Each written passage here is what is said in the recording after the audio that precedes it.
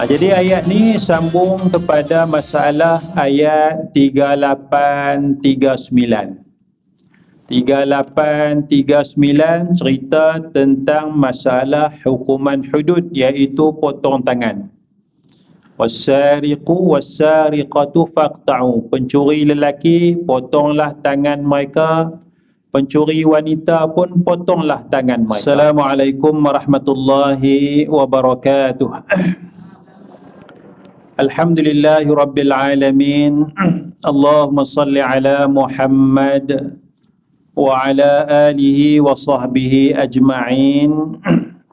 Subhanaka la ilma lana illa ma 'allamtana innaka antal alimul hakim. Rabbi shrah li sadri wa yassir li amri wahlul 'uqdatam min lisani yafqahu qawli, amma ba'd. Tersambung ke mana? Suratul Maidah ayat 40. Baik, sambungan kita pada surah Al-Maidah ayat 40. Firman Allah, a'udzubillahi minasyaitonir rajim. Alam ta'lam anna Allah lahu mulkus samawati wal ard yu'adzibu man yasha' wa yaghfiru liman yasha' wallahu ala kulli syai'in qadir. Jadi ayat ni sambung kepada masalah ayat 3839. 3839 cerita tentang masalah hukuman hudud, iaitu potong tangan. Wassariqu wassariqatu faqta'u, pencuri lelaki potonglah tangan mereka, pencuri wanita pun potonglah tangan mereka. Ya. Tapi kalau dia bertaubat, ya, kalau dia bertaubat selepas dia buat kesalahan tu dan dia memperelokkan, maka Allah Ta'ala akan terima taubat dia. Jadi yang buat hukum ni, yang buat hukum potong tangan siapa? Allah. Ya, yang buat hukum potong tangan Allah. Yang maafkan orang yang mencuri ni Allah. Kalau dia bertaubat sebelum kita tangkap lah, sebelum kita tangkap dia bertaubat dan sebagainya, dia sembunyi, dia bertaubat sungguh-sungguh, dia aslah, dia elokkan, dia buat baik. Dulu dia mencuri, jadi lepas dia bertaubat tu dia pula banyak memberi, banyak sedekah, banyak sedekah, banyak sedekah. Jadi kalau kira-kira curi dia 100,000, bila kira-kira sedekah dia 600,000, kan? Dia balas balik, dia ganti balik yang dia curi tu. Jadi dia curi kira-kira 100,000, dia gandakan 200,000, dia sedekah balik. Sedekah sana sikit. Itu aslah, dia memperelokkan. Dia bukan sekadar taubat, aku tak mau mencuri dah. Dia itu taubat kan? Taubat apa dia? Taubat maknanya kita berhenti, kita tidak mengulangi, kita menyesal. Tiga tu. Kita berhenti, kita menyesal dan kita berazam untuk tidak mengulangi. Bukan tidak mengulangi. Bukan. Berazam untuk tidak mengulangi. Itu rukun taubat. Dia mungkin buat lagi. Jadi yang pertama berhenti daripada perbuatan maksiat. Kalau katanya ni mencuri. Yang kedua dia menyesal sebab dulu dia mencuri. Yang ketiga, dia berazam untuk tidak mengulangi perbuatan mencuri. Itu taubat dia. Lepas 2-3 bulan dia mencuri balik. Jadi taubat dia bukan tidak mengulangi, dia berazam untuk tidak mengulangi. Jadi bila cukup 3 ni, dia berhenti buat maksiat dia tu, dia menyesal dan berazam, taubat tu dah sah. Lepas 2-3 bulan dia mencuri, ini dosa baru. Dosa baru mencuri ni tidak membatalkan taubat dulu. Taubat dulu dah settle lah. Taubat dulu dah. Ramai orang kata, kalau dia buat baru habis batal. Tak, dia tak batal. Taubat ni dia perlu kepada taubat baru pula untuk dosa yang baru. Yang dulu dah settle lah. Sebab dah cukup rukun taubat. Bila cukup rukun taubat, sahlah. Berhenti, menyesal, berazam untuk tidak boleh. Kita mengumpat orang, dosa kan? Dosa. Kita taubat, 3 rukun. Berhenti. Tak mengumpat. Kita menyesal sebab dulu mengumpat. Kita berazam untuk tak mengulang. Tahanlah mulut, tahan. Pasal PKP ni tak boleh gaul sangat dengan orang duduk di rumah pelan-pelan. Saya tengok drama. Habis PKP ni jumpa balik, mengumpat balik. Jadi mengumpat baru dosa baru. Dosa lama tu dah habis dah taubat dah. Dia tak batal lah. Dia dosa baru ni perlu kepada taubat yang baru. Perlu kepada taubat. Itu konsep dia. Konsep tu kadang-kadang orang salah faham. Bila dia buat maksiat, dosa tu balik. Taubat dia batal. Tak, itu salah. Itu salah faham kepada makna taubat. Ada harapan lah. Mana kalau dia taubat, Allah dah maafkan dia, habislah. Dia buat baru, dosa baru pula. Dia buat baru, dosa baru pula. Taubat lagi. Jadi sebab itu Nabi Allah suruh taubat, tubu ilallahi. Allah suruh taubat. Antara cara taubat istighfar. Allah suruh istighfar. Allah suruh istighfar. Nabi beristighfar tiap-tiap hari. Tiap-tiap hari. 70 hingga 100 kali. Maka kita istighfar. Kerana tiap-tiap hari ada dosa tak? Ada dosa kita buat. Maka kita istighfar. Jadi malam nanti istighfar untuk dosa hari ni contoh. Yang dosa minggu sudah, dah istighfar dah. Selesai dah. Taubat dah. Kalau tidak, habislah banyaklah dosa kita. Terlalu banyak dosa, menggunung tinggi, melangit tinggi dosa kita. Jadi bila kita istighfar, taubat, habis, padam. Ada dosa baru, istighfar lagi, taubat. Dosa baru, istighfar, taubat dan sebagainya. Baik, itu taubat. Yang lebih tinggi lagi, wa aslah, memperelokkan lagi. Macam sebut dia, kira-kira dia mencuri 100,000 ringgit, dia islah. Lepas dia taubat tu, dia islah. Dia sedekah balik, dia derma balik 200,000. Itu islah. Itu bila buat islah ni makna taubat tu lagi berkualiti. Taubat tu lagi berkualiti. Dulu dia tak semayang. Dia pun taubat. Meninggalkan perbuatan tidak semayang. Maknanya dia meninggalkan perbuatan tidak semayang. Maknanya semayanglah. Itu rukun dia. Meninggalkan perbuatan tidak semayang. Tidak semayang tu maksiat, dosa. Meninggalkan perbuatan tidak semayang. Semayanglah. Yang kedua menyesal. Menyesal sebab dulu tak semayang. Yang ketiga berazam untuk tidak mengulangi perbuatan tidak semayang. Itu taubat. Kemudian kalau dia islah, dia tambah dengan semayang tahajud, dia tambah semayang qabliyah, ba'diyah, sunat macam-macam dia buat. Itu dari sudut semayang. Dia bukan sekadar semayang fardu je. Kemudian dia qada balik hak lama-lama tinggal tu. Islah, aslah. Jadi faman taba, siapa bertaubat, wa aslah, dia memperelokkan. Itu kualiti taubat dia sangat tinggi. Kalau sekadar taubat je tapi tak ada aslah, taubat dah, sah dah, tapi kurang sikit. Yang kita nak, Allah Ta'ala sebut faman taba min ba'di zulmihi wa aslah. Islah. Baik, jadi bila Allah Ta'ala buat hukum, begini, Allah Ta'ala tutup. Kenapa Allah Ta'ala buat? Apa hak Allah Ta'ala yang nak buat hukum begini-begini? Maka Allah kata ayat 40, alam ta'lam annallaha lahu mulkus samawati wal ard. Tidakkah kamu tahu bahawa sesungguhnya Allah bagi Allah mulkus samawati wal ard, pemilikan langit-langit dan bumi. Jadi semuanya milik Allah Subhanahu wa ta'ala.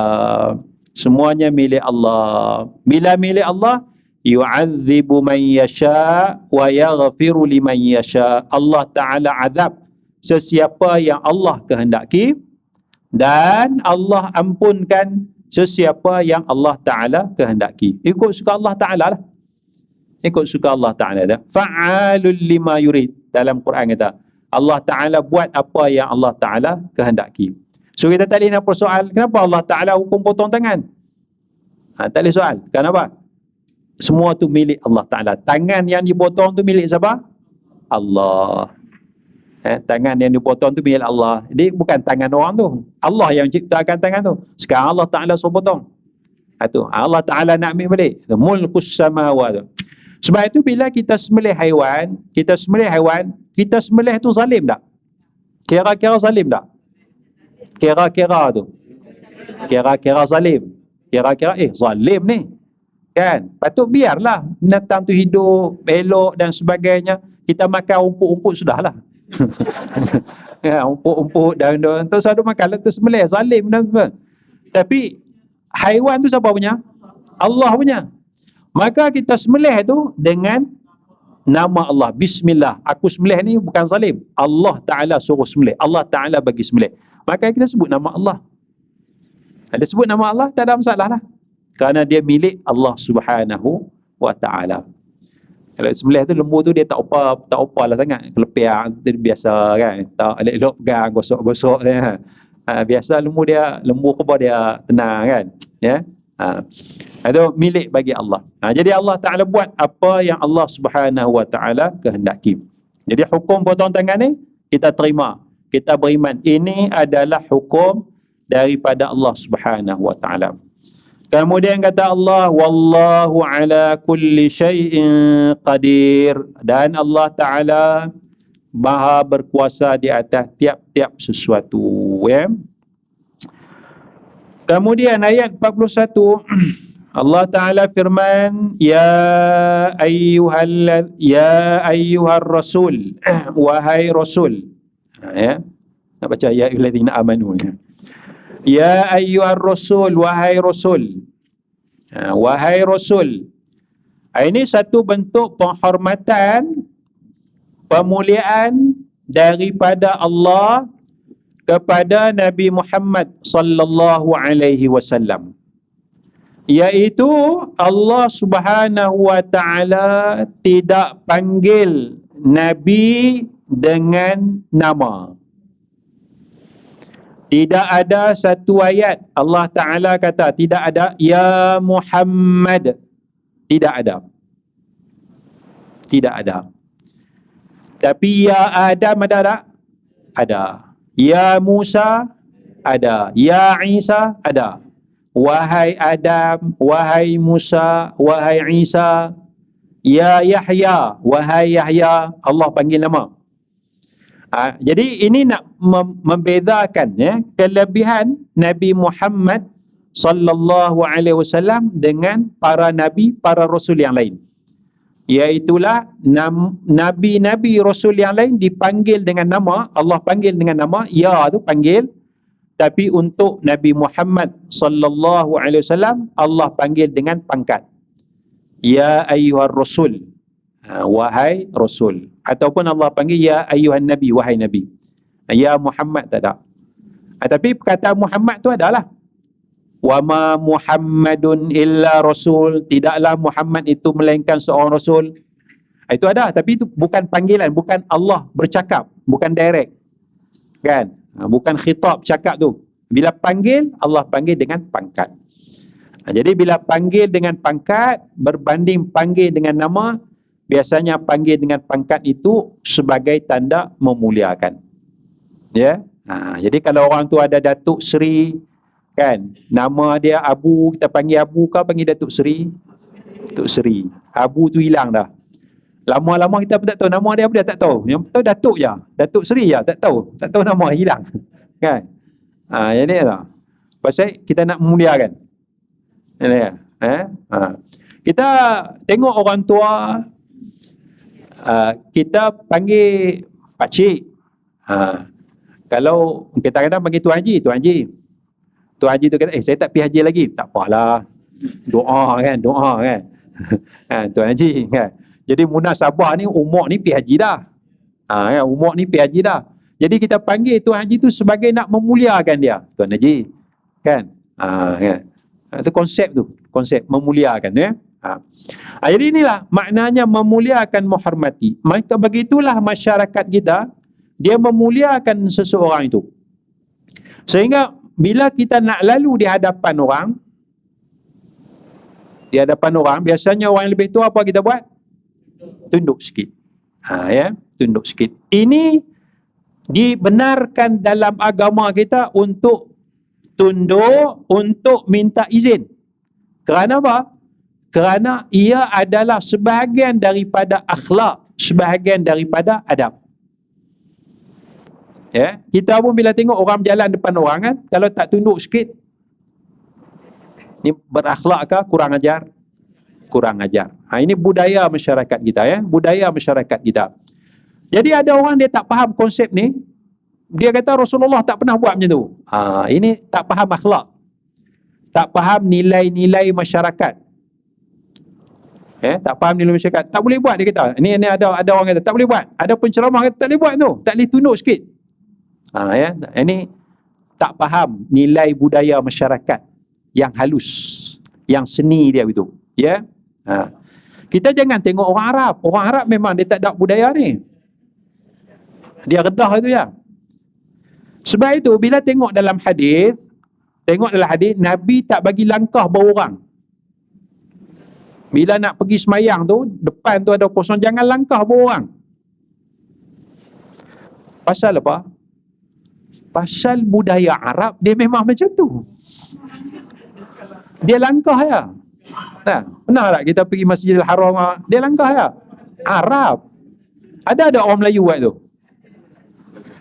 Ada. Dia minta izin, minta tumpang lalu, pegang bau sikit, tumpang lalu sikit. Kan? Arab tak dia langkah. Nabi larang. Dia tak ada adab. Bila saya baca hadis ni, kenapa Nabi larang? Apa masalahnya? Tak ada orang buat macam tu. Saya duduk bayang masyarakat, tak ada orang buat macam tu. Tak ada. Rupa-rupanya ni panggil orang Arab. Nabi sabda tu lebih khusus kepada orang Arab. Pasal dia tak ada adab. Dalam kes ni lah. Banyak lagi adab mulia, banyak lagi. Tapi dalam kes ni. Jadi, masyarakat kita bila dia nak lalu tu, dia pegang bau, minta tumpang lalu sikit, minta izin nak lalu, dia tunduk sikit. Ya, itu adab Islam, adab yang mulia. Dan kita tunduk itu tidak termasuk dalam ibadah macam kita ibadat kepada orang tu dah. Kita tunduk sikit je. Tunduk sikit kan. Tumpang lalu sikit kan. Ya. Bukannya kita sujud, bukan kita rokok. Itu rokok. Itu rokok dah. Kita macam tu je, tumpang lalu sikit. Kan? Dah dia kata itu rokok. Seolah-olah ini sudah rokok. Bila rokok tu dah jadi ibadat. Bila jadi ibadat tak boleh buat kepada makhluk. La ilaha illallah. Tak faham budaya masyarakat. Dia tak faham budaya masyarakat. Jadi itu. Jadi adab tu. Kita tengok Allah Ta'ala sebut ya ayyuhar rasul. Allah Ta'ala boleh panggil ya Muhammad. Hai Muhammad. Kan? Baik, Allah panggil ya ayyuhar rasul. La yahzunka alladhina yusari'una fil kufr. Janganlah menyedihkan engkau oleh alladhina yusari'una fil kufr, oleh orang yang bersegera di dalam kekufuran. Segera kufur. Apa makna segera kufur? Dalam tafsir Imam Ibn Kathir, dia bubuh makna gini. Dia tafsirkan gini. Orang yang segera dalam kufur ni bang, al-musari'ina fil kufri, orang yang segera dalam kufur, sebagaimana ayat tu. Dia tambah lagi ciri yang kedua, al-kharijina an ta'atillahi wa rasulih, orang yang keluar daripada taat akan Allah dan Rasul. Satu orang yang segera kufur, satu. Tapi ada lagi, orang yang keluar daripada taat akan Allah dan Rasul. Ini juga masuk dalam ayat ni.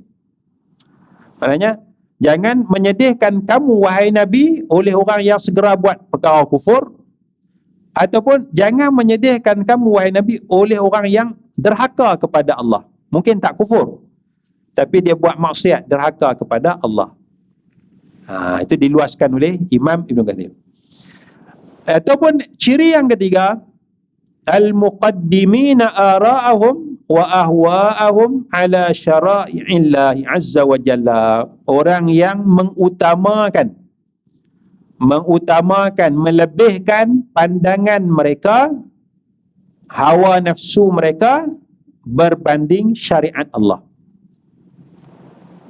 Melebihkan hawa nafsu, melebihkan akal, melebihkan pandangan mereka atas syariat Allah. Jadi kalau datang syariat Allah, misalnya dalam bab harta pusaka, tak adil ni. Ayat Quran ni macam tak adil ni. Nampak mula petikai. Itu masuk dia. Yusari'una fil kufr. Dia mungkin tak kafir, tapi dia derhaka kepada Allah Subhanahu wa taala. Jadi dalam masyarakat kita ada orang panggil begini, melebihkan akal berbanding syariat. Kita guna akal, tapi sampai limit dia kita tak boleh. Takat ni je akal kita boleh guna. Ya. Dia derhaka kepada Allah, dia tak semayang, dia buat maksiat macam-macam. Kita tahu, jangan sedih. Konsep dia jangan sedih. Ya ayyuhar rasulu la yahzunka alladhina yusari'una fil kufr. Ya. Daripada apa? Allah Ta'ala sebut dua golongan. Minal ladhina qalu amanna bi afwahihim wa lam tu'min qulubuhum. Ini golongan munafik. Golongan yang pertama, daripada orang yang segera kufur ni siapa? Daripada orang yang berkata qalu amanna, kami beriman,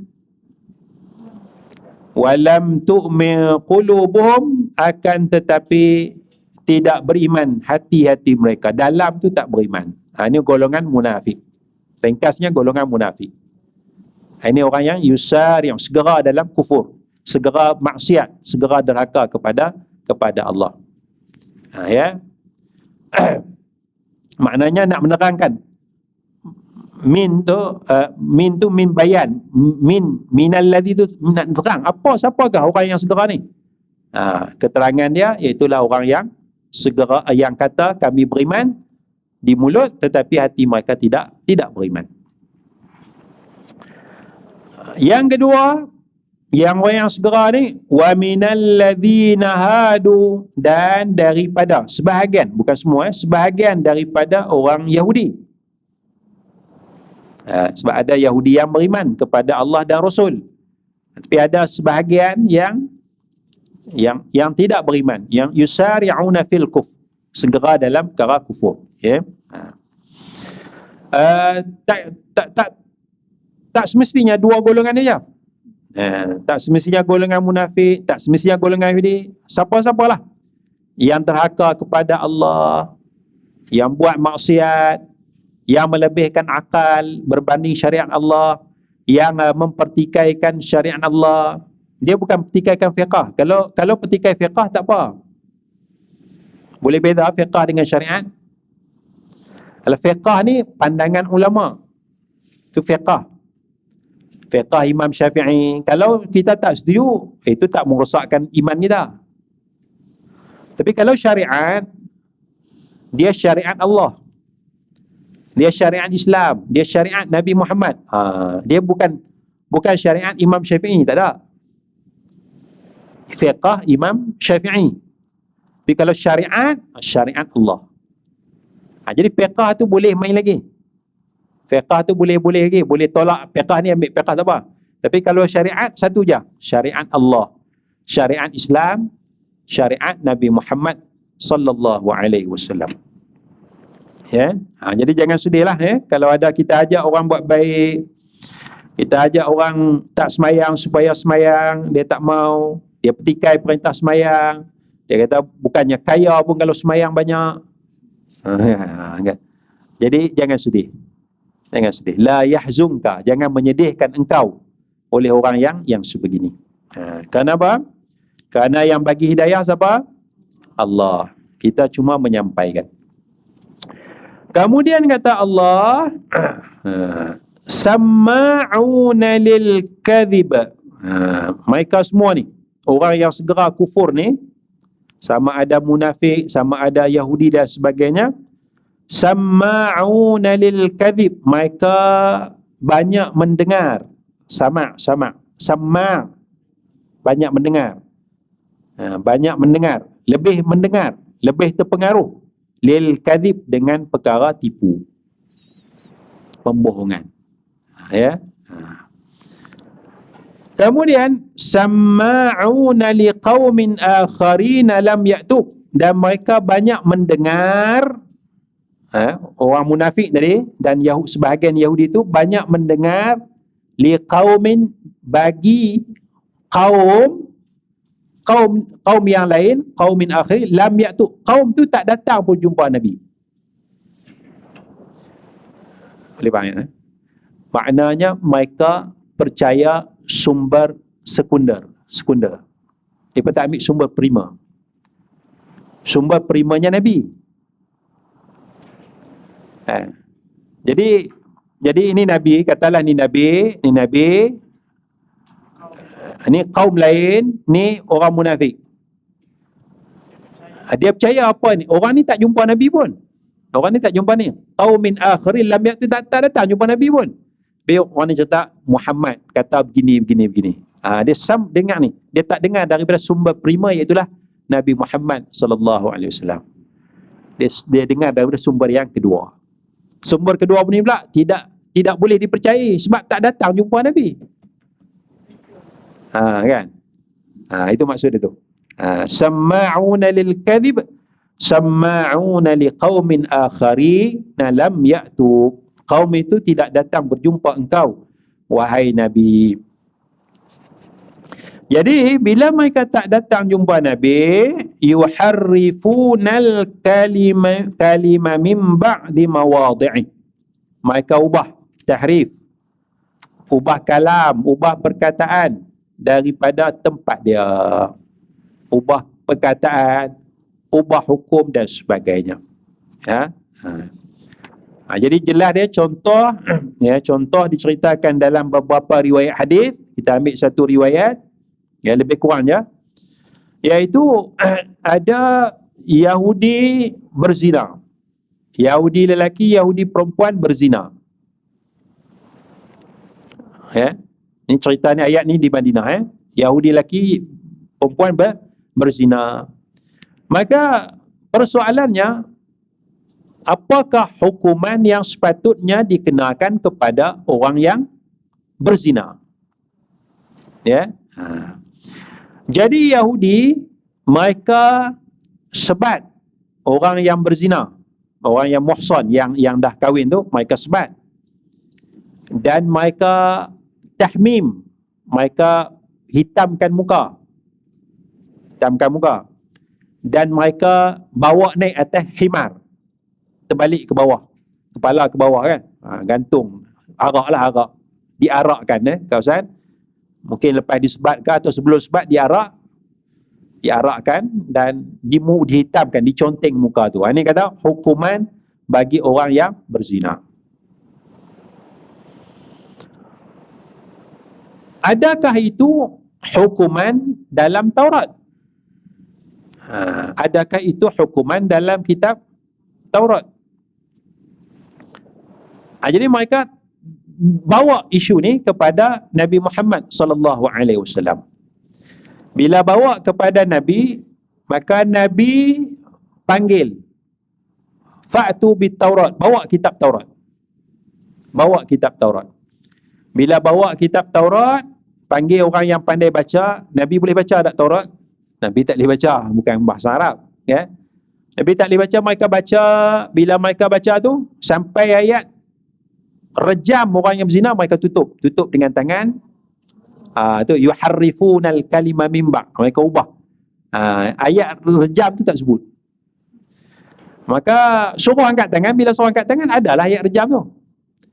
Tapi dari sudut hukum mereka tak rejam, mereka sebat Mereka tahmim, hitamkan muka, dan mereka diarak orang yang berzina tu di atas khimar tu. Mereka dah ubah hukum asal yang ada dalam kitab Taurat.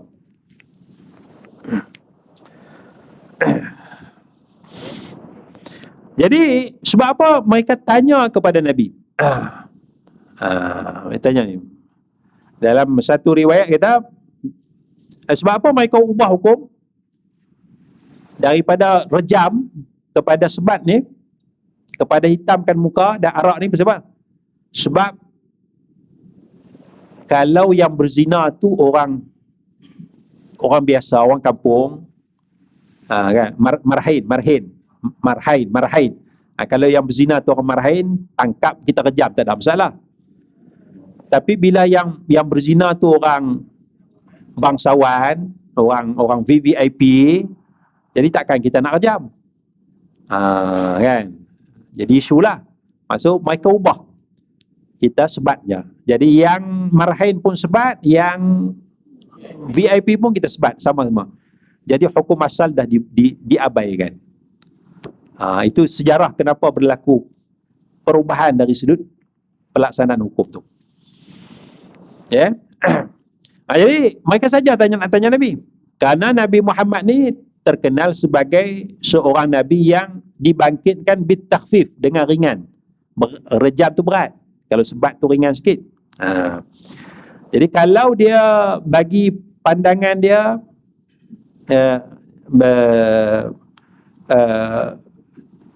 dengan sebat, kalau Nabi kata sebat je lah, tak payah rejam, kita terima. Kalau Nabi Muhammad kata rejam, jangan terima. Jadi mereka nak perkataan Nabi tu. Mereka nak perkataan Nabi. Supaya apa?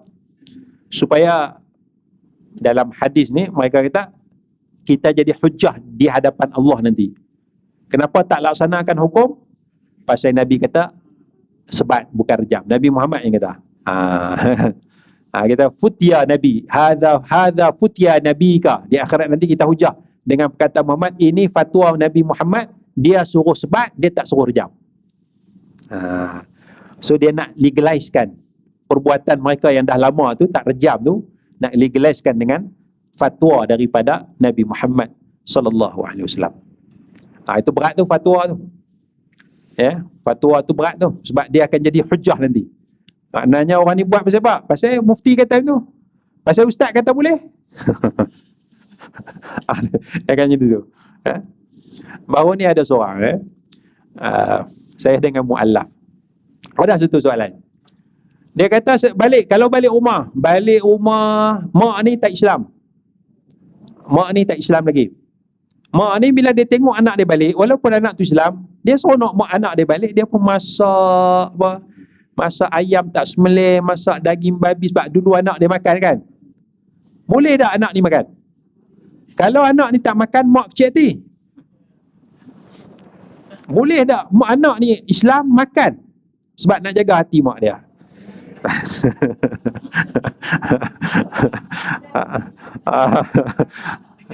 Kan? Jadi saya duduk fikir, ini kalau kata boleh makan, kalau boleh makan, dia jadi dalil lah. Maknanya mu'allah kata, ustaz kata boleh. Kan? Tanya di akhirat, pasal apa makan? Pasal ustaz kata boleh. Dia jadi hujah tu. Sedangkan benda tu tak boleh. Jadi saya jawab, dia situasi berlaku masa tu. Sekarang kita jelas lah maknanya. Masa Muslim, mu'allaf ni dia masa tu dia ni makanan dah hidang ni, keliru, takkan nak telefon ustaz masa tu. Kan? Maka jawapan saya ingat lebih kurang maknanya haram tak haram lah. Haram tak haram, kan? Haram tak haram. Kita makna tak boleh jaga hati seseorang kerana sampai buat benda haram, kan? Kan Allah Ta'ala kata, wa in jahadaka ala an tusyrika bi ma laysa laka bi ilmu fala tuti'huma. Kalau mereka paksa kamu syirik, jangan buat. Termasuk syirik tu maksiat lah. Jadi makan benda ni bukan syirik tapi maksiat, jangan taat. Tapi kalau dia mu'allaf ni menghadapi sesuatu, dia pun tak tahu, Dia makan, tak apa, lepas tu taubatlah, istighfarlah, nak buat macam mana kan. Haram tetap haram. Tapi dia yang menghadapi situasi masa tu, apa ijtihad dia, nak makan ke tak makan. Mungkin bagi dia, menjaga hati mak lah bagi dia, maka dia makan, itu maksiat lah. Lepas tu dia kena taubat lah, istighfar lah. Jadi alhamdulillah lah, saya tak katalah halal. Saya tak katalah halal makan, alhamdulillah. Ada tu jadi ni. Kan? Tidak jadi fatwa. Jadi fatwa, jadi hujah di hadapan Allah. Pasal apa boleh makan babi? Pasal ustaz kata boleh dalam situasi ini. Sedangkan itu bukan darurat. Itu bukan darurat. Yang harusnya kalau darurat. Jadi itu Yahudi dia nak tu. Dia nak. Dia ubah. Dia ubah perkataan daripada tempat. Daripada hukum rejam kepada hukum sebat. Baik, dia bukan Yahudi dia.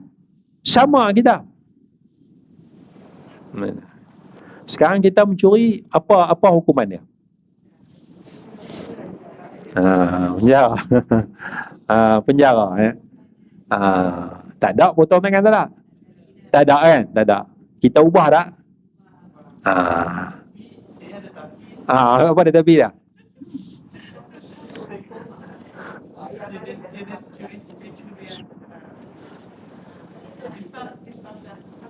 Tak, kalau mencuri, sabit kesalahan, cukup syarat. Dia mencuri kereta barang yang lebih daripada rubu' dinar. Lebih daripada 1/4 dinar. Kereta harga 60,000, curi. Kereta tu parking elok depan rumah dia, kunci. Hirzi misli, simpan tempat yang elok dah. Curi dah tu. Cukup syarat dah tu. Patutnya potong tangan. Tapi hukum undang-undang kita tak. Ta'zir. Jadi adakah kita juga masuk dalam ayat ni?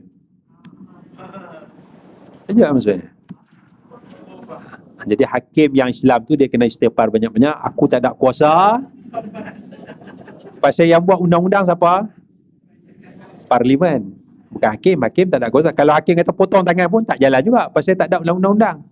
Yang buat hukum siapa? Parlimen. Ahli parlimen yang buat undang-undang. Jadi hakim-hakim Islam dia kena istighfar banyak. Ya Allah, aku tak ada kuasa. Kan? Ini ahli parlimen yang ahli parlimen yang buat. Aku tak ada kuasa, ya Allah. Ahli parlimen saya tak tahu dia nak cari hujah apa. Kan? Dia nak cari hujah apa tu yang dia buat undang-undang itu jangan potongkan berat tu.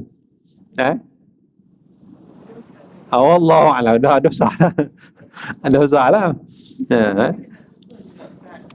Yang pertama dalam dhamir hati seorang Muslim, dia terima hukum Allah.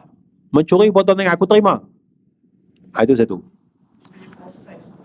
Tapi ya Allah, aku tak tahu macam mana nak bagi hukuman ni laksana.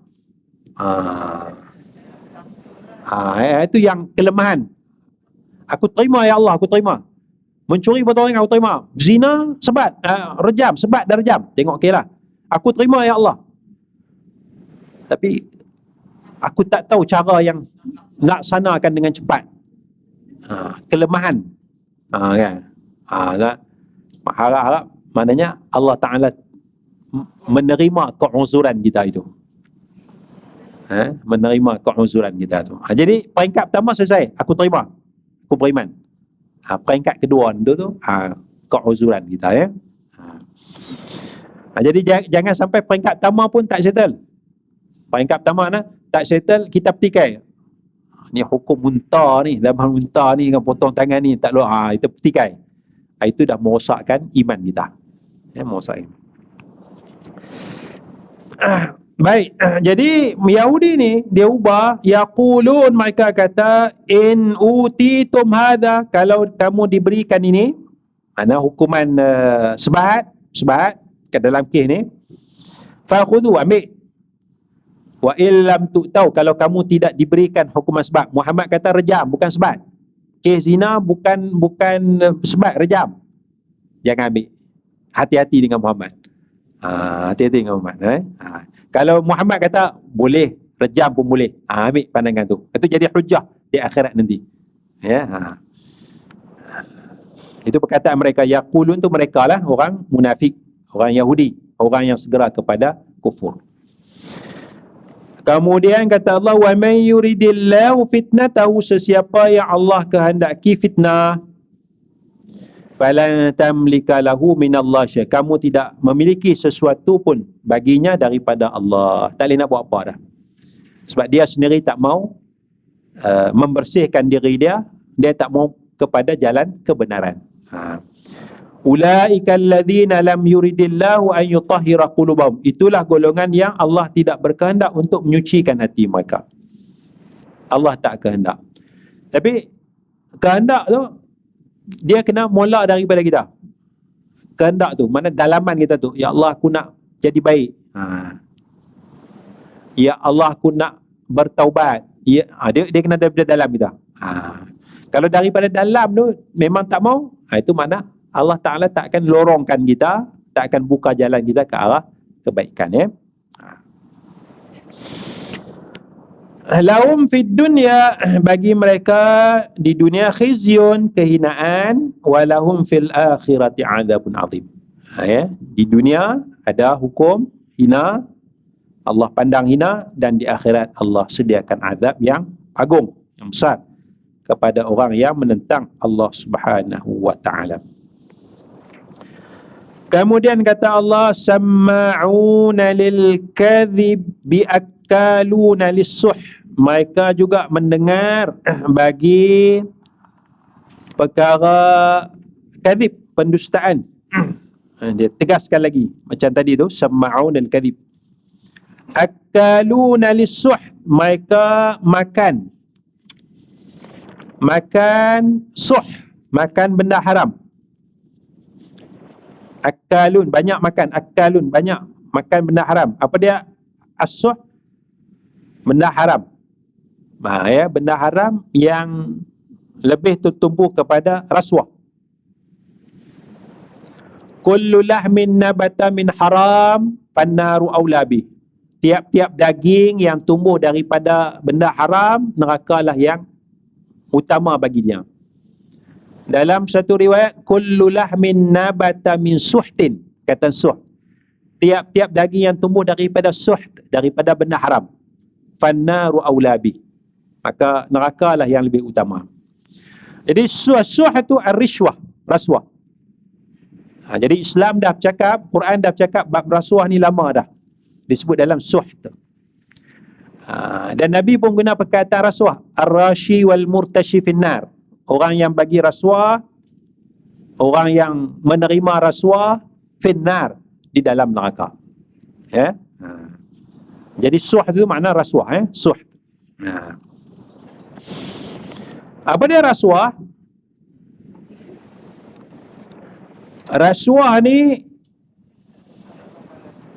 bukan akhdhur rishwah ala ibtali haqqin wa akhdhi ma la yajuz. Kita rasuah ni, ambil rasuah, bagi rasuah dalam membatalkan perkara yang benar. Membatalkan perkara yang benar. Contoh, hakim mahkamah, ya, dia nak buat keputusan orang ni bersalah, kebenarannya orang ni bersalah, bukti-bukti, tapi datang pihak yang dituduh tu kan, bagi rasuah, maka daripada bersalah jadi tak bersalah, ataupun diringankan hukuman, dibebaskan, ataupun penjara 20 tahun jadi 2 bulan. Ibtali haqqin, dibatalkan hak. Ya. Itu rasuah. Jadi yang bagi pun berdosa, yang menerima pun berdosa. Itulah kita ambil tender commission. Kalau saya luluskan projek ni berapa boleh dapat, berapa boleh buat? 10%. Macam tu. 25%. Cerita Piramli. Yang tu tak apa, yang tu tak apa.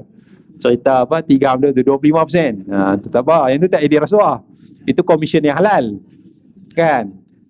Komisen halal. Itu komisen halal sebab dapat bisnes ni dapat bagi Abdul Wahab marah ni, harta dia rampas, kamu dapat 25%. Abdul Wahab kan tu Abdul Wahab. Itu komplot ni. Tak apa, 25% tu halal lah tu. Ustaz, yang tadi yang macam rasuah hukuman dikurangkan dia tak sama lah kalau kita rayuan. Itu rayuan tu hak proses. Mana mahkamah tinggi kata salah, naik mahkamah rayuan kata tak bersalah ataupun bersalah tapi dikurangkan hukuman. Tapi hakim tu tak ambil rasuah apa. Dia tengok kes balik, dia teliti bukti, pap dia jumpa satu hujah daripada peguam bela yang hakim mahkamah tinggi abaikan. Itu maknanya dia hak, dia cuba tegakkan kebenaran. Dia bukan nak membatalkan hak, dia tak membatalkan kebenaran. Dia tak terima rasuah. Mungkin kita lah akan tuduh apa ni hakim ni dah hakim mahkamah tu kata salah, ini kata tak salah. Itu dalaman tu tak betul. Tapi kalau dia betul-betul, mana dia cari point, ni maknanya bukti ni hakim mahkamah dulu tak bagi perhatian kepada bukti ni. Sedangkan yang ni bukti yang besar. Maka bahasa hakim biasanya hakim mahkamah tinggi terkhilaf. Itu cantik bahasa dia. Kan hakim mahkamah tinggi pun dia tak marah, apa ni aku dapat pasal ayat cantik, hakim mahkamah tinggi terkhilaf dalamnya. Dia tak bergaduh.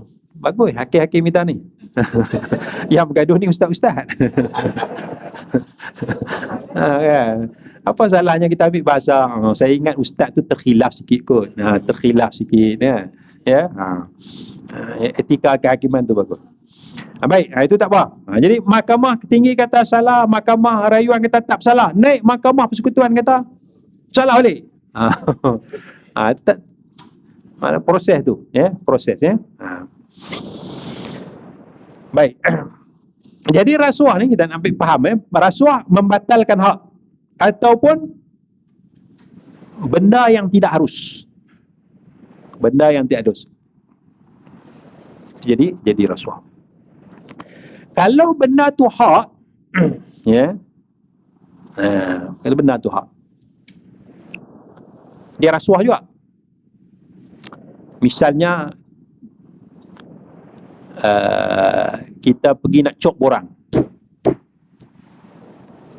Cop borang, bukan dapat tender pun tak ada apa, nak suruh cop je, sahkan je. Pegawai cop tu dia duduk lambat. Dia kata minta maaf tak sempat cop, anak saya demam. Apa masalahnya, cop je lah. Kan? Dia duduk ni kata bila nasihat ni? Dia kata esok insyaAllah.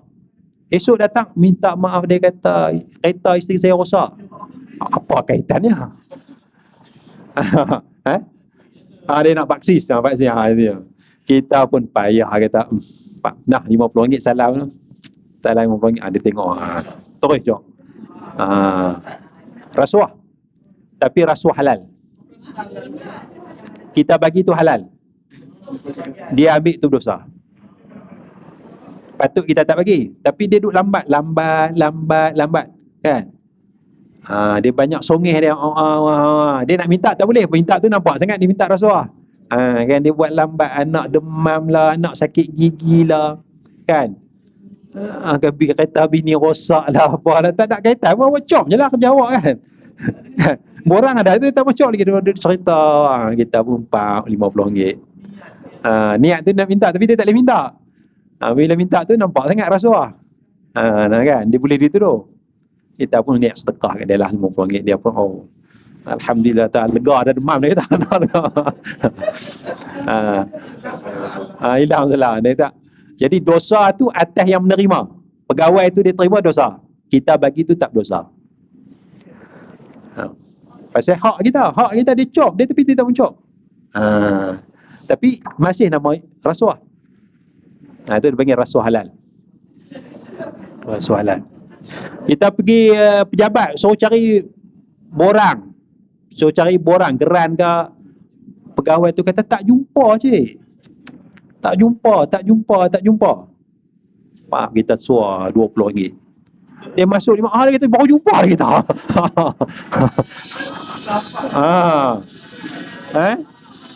Baru jumpa. Itu berlaku. Jadi kita bagi tu tak berdosa. Kita tak mau bagi, tapi dah tak boleh nak buat apa dah. Maka dosa atas dia yang ambil. Tapi kita boleh report lah, lepas tu report lah kan. Dia ni masalah, pegawai ni masalah kan. Itu dari sudut syarak. Dari sudut undang-undang mungkin SPRM tak terima lah. Kita salah juga dari sudut SPRM, Suruhanjaya Pencegahan Rasuah, itu salah lah pasal kita bagi. Tapi dari sudut syarak dia tak kira dosa. Dia tak kira dosa. Ya, tak kira dosa. Ya, gitulah. Jadi banyak berlaku di pejabat-pejabat gitulah. Borang apa geran tak jumpa, borang cek hilang kan. Kan. Sedangkan dia bukan ada kuasa, dia tak ada kuasa pun.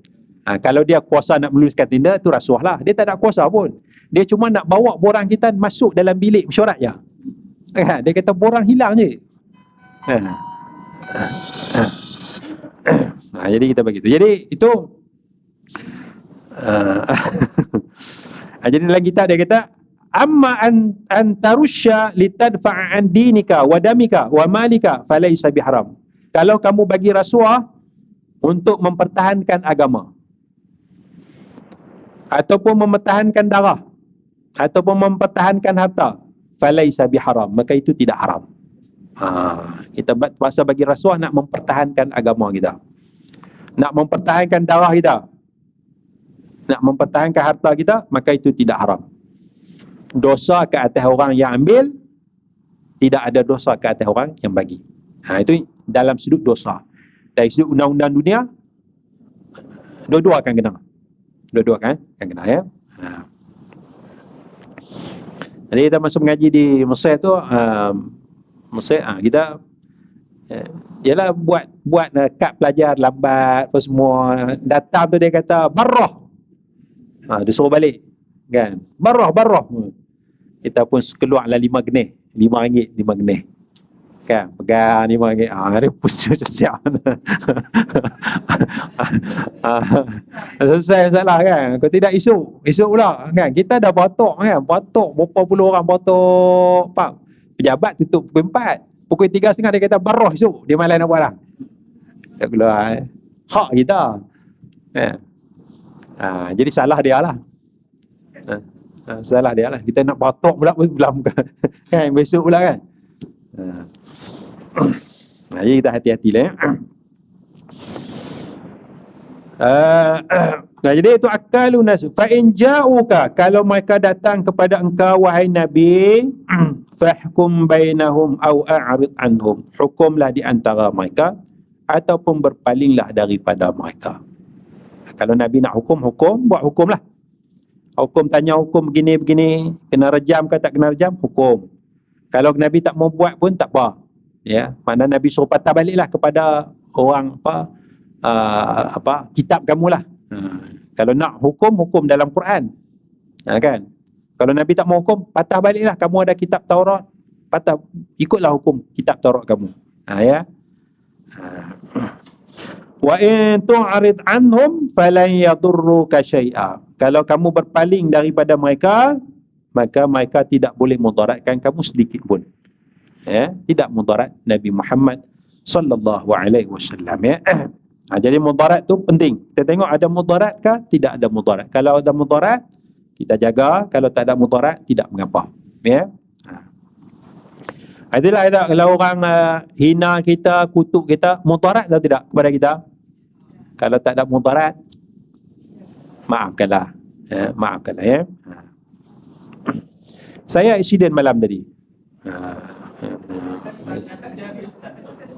Ada yang ni lain. Yang ni mungkin allergic kepada hand sanitizer tu. Jadi banyak guna jadi kat sini. Insiden malam ni. Tak ada apa pun, tak ada apa. Ada kemek lah. Ada lah kereta tu, kemek tu. Kan. Kereta pun kereta lama kan. Tak, hati tu taklah, tak ada lah rasa dunia tengok, ya Allah, kereta aku tak, biasalah. Terpakir kan. Ya, dia pun keluar, dia kata, okey lah, tak ada masalah lah. Tak ada masalah apa kan. Ya. Tak mudarat, tak ada mudarat apa, tak ada. Dia pun okey, boleh berjalan elok, saya pun okey. Ya. Dia undung tu, kita masuk, dia undung. Faham kan? Kita tengok depan, nak corner masuk tu kita tengok depan. Tengok boom tu. Tak boleh nak buat apa kan. Dia tak mudarat, kita pun tak apa lah. Alhamdulillah dia hantar tu, dia kata tak apa lah encik, dia kata saya minta maaf salah saya begini. Cik pun tak marah-marah malam tadi, okey lah, tak apa, saya settle semua tu. Alhamdulillah lah. Tak lagi nak pergi jumpa dia. InsyaAllah lah. Nama dia Rabi, Mr. Rabi, jangan kita elok lah deal elok lah. Wa in hakamta, kalau kamu hukum, ya, fahkum bainahum bil qis, maka hukumlah di antara mereka dengan adil. Kalau hukum dengan adil, itu prinsip. Siapa pun kita hukum, musuh kita sekalipun, mestilah dengan adil. Wala yajrimannakum syana'an qaumin ala alla ta'dilu i'dilu wa aqrabu littaqwa. Awal-awal surah Maidah tu. Janganlah kebencian kamu terhadap sesuatu kaum menjadi sebab untuk kamu berlaku tidak adil. Jadi walau dengan musuh sekalipun, i'dilu, mestilah berlaku adil, bertindak adil. Huwa aqrabu littaqwa, kerana adil itu lebih hampir kepada takwa. Jadi hukum dengan adil, sebab apa? Innallaha yuhibbul muqsitin, sesungguhnya Allah kasih kepada orang yang berlaku adil. Jadi adil itu salah satu daripada sifat yang membawa kita kepada takwa kepada Allah Subhanahu wa ta'ala. Baik, kita berhenti setakat tu, nanti kita sambung ayat 43. Ada soalan apa? Ya. Aha. Aha.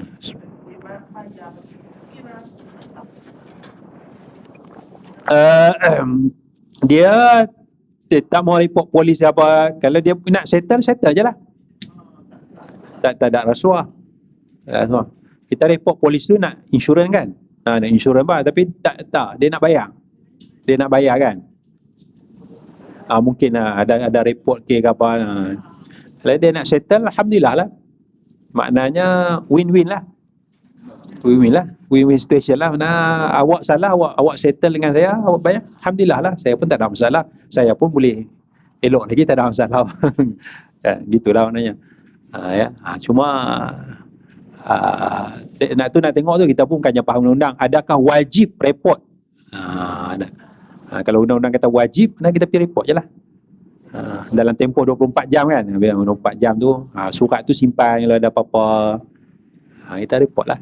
Bukannya payah pun kita pergi type tu, polis tu buat type sendirilah. Kita cop je kan.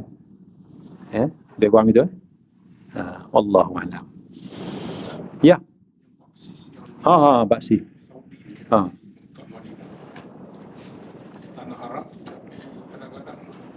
Dia kes dia macam mana? Angkat barang.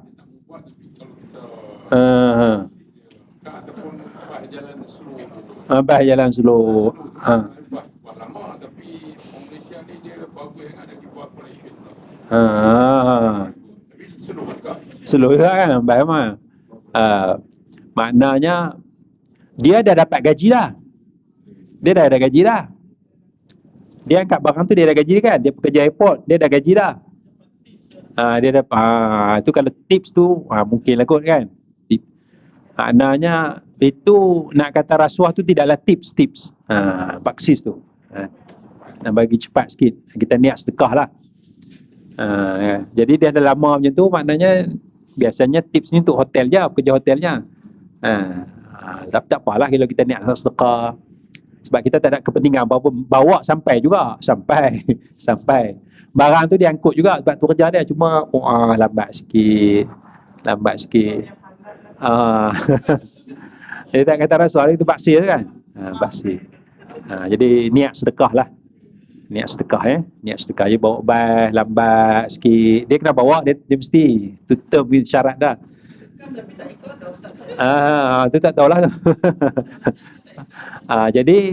Jadi siapa yang nak bagilah. Siapa yang tak mau bagi, tak bagilah. Tak apa lambat, tak apa. Tak lambat boleh tengok view lama sikit. Kan? Itulah maknanya, ialah kita niat sedekah, mungkin gaji dia kecil, pendapatan dia tak cukup dan sebagainya, dia susah, ya. Dan kita niat itulah sedekah. Kita tak payah sedekah banyak kan, sikit je lah. Sikit, ya. Wallahu a'lam. Subhanakallahumma bihamdika asyhadu an la ilaha illa anta astaghfiruka wa atubu ilaik. Assalamualaikum warahmatullahi wabarakatuh. Waalaikumsalam warahmatullahi wabarakatuh.